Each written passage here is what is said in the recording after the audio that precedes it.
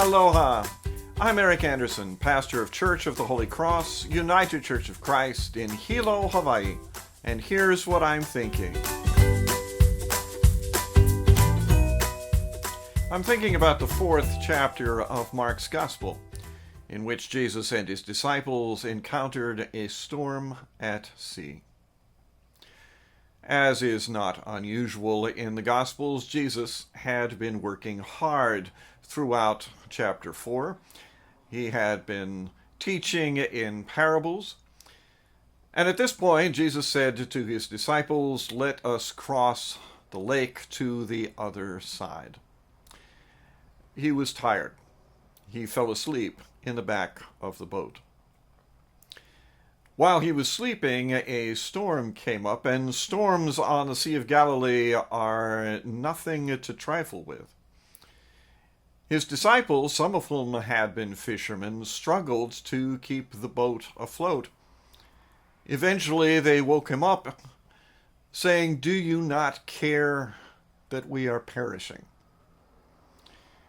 Jesus said, "Peace, be still," to the waves and the wind, and everything went calm. Then Jesus turned to his frightened disciples and said, "Do you not have any faith?" It's a curious question, because they had enough faith to wake him up. They had enough faith to believe that he, Jesus, was able to bring something to the danger, to the chaos, to the threat of death that they could not. I grant you, "Don't you care" is not the way I'd like to be woken if people were looking for my help.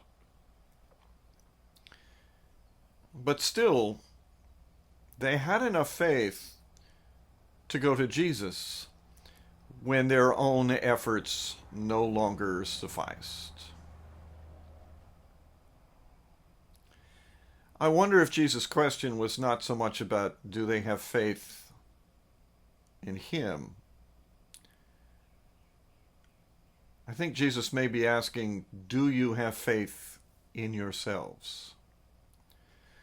Do you have faith not in your abilities as sailors? Do you have faith in your connection with God? Do you have faith that God is attentive to you even while I am asleep? Do you have faith that God cares?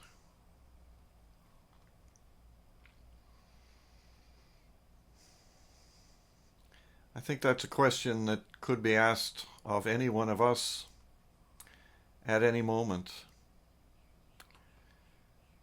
Do we have faith that God cares, not just in the most dangerous or frightening times? Do we have faith that God cares in the midst of our successes and joys? Do we have faith that God cares in the midst of the ordinariness of our days? Do we demand some kind of special occurrence from God to believe, to trust, to have faith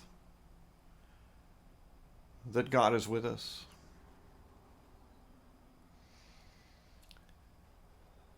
If I'm honest with myself, I suspect the answer for me is yes.